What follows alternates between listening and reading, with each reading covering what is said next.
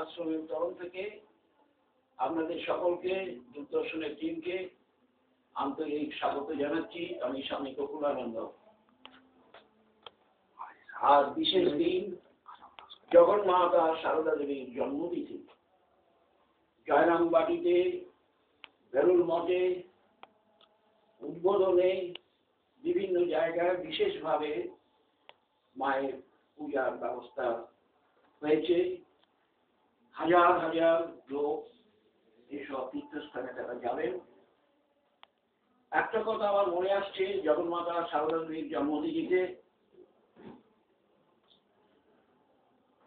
সবাই ঠাকুরের কথা জানে, পৃথিবীর অধিকাংশ লোক, কিন্তু আমরা জানি, যদিও আমরা বলে থাকি এই যুগ শ্রীরামকৃষ্ণের যুগ, রামকৃষ্ণ মুভমেন্ট, কিন্তু দেখা যাচ্ছে ঠিক মতো বলতে গেলে সারদা মুভমেন্ট।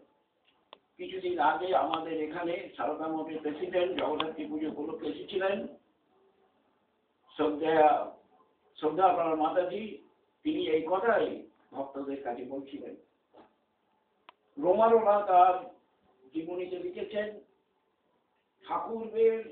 ঠাকুরের যে নাম আমরা পৃথিবীতে করছি, একদিক দিয়ে বিচার করতে গেলে মা সারদা উনি যদি ত্যাগ স্বীকার না করতেন, জগৎ কি ঠাকুরকে পেত? নিখিলানন্দজি মহারাজের কথা মনে আসছে, যিনি নিউ ইয়র্ক সেন্টারের প্রেসিডেন্ট ছিলেন। উনি একবার বলছিলেন, ইংরেজিতেই বলেছিলেন যে it is because of the self-denial on the part of Mother Saroda the world has got ভগবান রামকৃষ্ণ। রোমারোলাও এই কথা বলেছেন। ঠাকুর এর কাছে যখন মা এলেন, ঠাকুর মাকে বললেন, দেখো তুমি আমার বিবাহিতা স্ত্রী, আমি তো ভগবানকে নিয়ে আছি, তুমি কি চাও বলো? তুমি কি সংসার পথে আমাকে নামাতে এসেছো, না আমার ধর্মপথে সাহায্য করতে এসেছো? মা বলেছিলেন, না, আমি নামাতে আসিনি, আমি সঙ্গে সঙ্গে থাকবো, সেবা করব। ওই সময় যদি মা অন্যরকম ভাবে বলতেন যে না, সাধারণ স্বামী স্ত্রী যেমন থাকে থাকবো, তাহলে কি জগৎ রামকৃষ্ণ দেবকে কি পেত? মায়ের অপূর্ব আত্মত্যাগের জন্যই জগৎ মা সারদা দেবীকে পেয়েছে। এদিক দিয়ে বিচার করলে বলা যাবে ভগবান রামকৃষ্ণ দেবকে যে আমরা পেয়েছি, এটা জগন্মাতা সারদা দেবীর সর্বশ্রেষ্ঠ অবদান জগতের কাছে।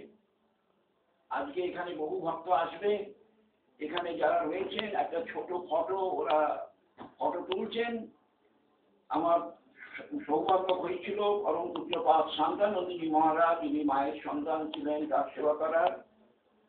1953 সালে প্রথম তাকে দেখি, তারপরে 1954 থেকে বিদ্যামন্দিরে আমি কর্মী ছিলাম। অনেক সুযোগ পেয়েছিলাম তার সেবা করার। তার পূর্বজনের স্বীকৃতি করে আমার কাছে একটা ফটো রয়েছে, যেটাকে আমি বলি হিস্টোরিক ফটো। জগতে তো মায়ের অনেক ফটো আছে। এই ফটোর ঘটনা হলো 1911 সালে মা এই ফটো দেখে, 1909 সালে মা এই ফটো দেখে বলেছিলেন উদ্বোধনে, দেখো এই যে ফটো দেখছো, ফটোতে আমার চেহারা কিরম, আর এখন আমার কিরম চেহারা হয়ে গেছে। এই যে ফটো, এই ফটো একটা এখানে রয়েছে, বছরে ভক্তরা এখানে আসেন, প্রণাম করে যান, ধন্য হয়ে যান।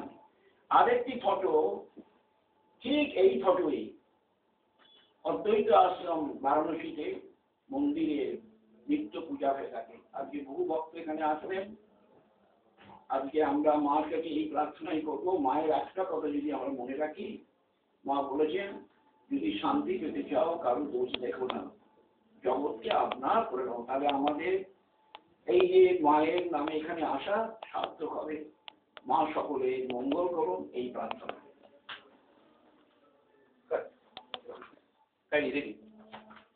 আর একটা কথা আমি বলছি, আগামী বছর নভেম্বর মাসে আমাদের এখানে যে ঠাকুরের মন্দির আছে, সেই মন্দিরের 50 বছর পূর্তি উৎসব উপলক্ষে অনেক আমরা প্রোগ্রাম করব।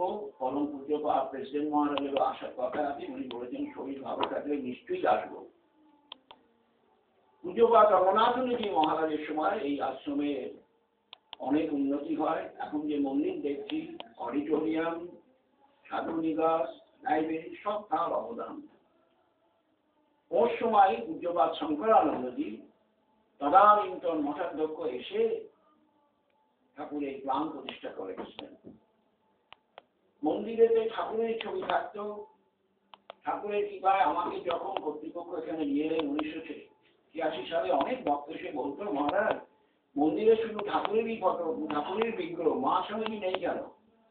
পূজ্যপাদ রঘুনাথনজি মহারাজকে একবার আমি অনুরোধ করি, মহারাজ আপনার সময় তো ঠাকুরকে আপনি বসিয়েছেন, তা আপনার জীবিতকালে আপনি প্রেসিডেন্ট থাকতে যদি মা আর স্বামীজিকে যদি বসিয়ে দেন মন্দিরে কেমন হয়?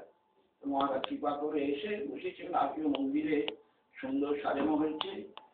এখানে নানান ধরনের ভক্ত থাকে, শুধু বাঙালি নয়, অবাঙালিও অনেক বিস্তৃত হয়েছে। বহু বড় বড় মহারাজ এসেছেন এখানে, সেসব কথা মনে আসছে। আর আমরা এখানে মায়ের উপর একটা ভালো এক্সিবিশন আছে, আপনারা দেখে যাবেন। আজকেও বহু ভক্ত দেখবেন। স্বামীজির ওপরও আছে।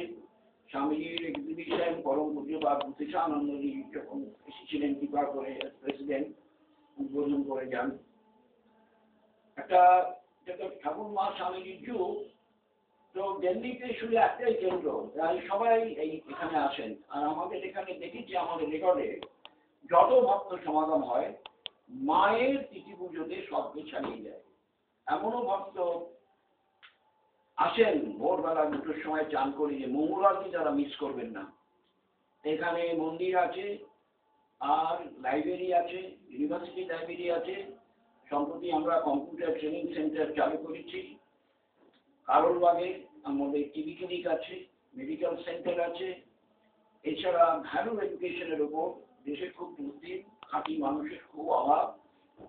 যদি ভালো মানুষ থাকতো দেশের চেহারা পাল্টে যেত। কত পঞ্চবার্ষিকী পরিকল্পনা হয়েছে, স্বামীজি এই মানুষ গড়ার স্বপ্ন দেখেছিলেন। তা আমরা ভ্যালু এডুকেশন আমরা দিয়ে থাকি। অনেক ছাত্র ছাত্রী, শিক্ষক শিক্ষিকা আছেন।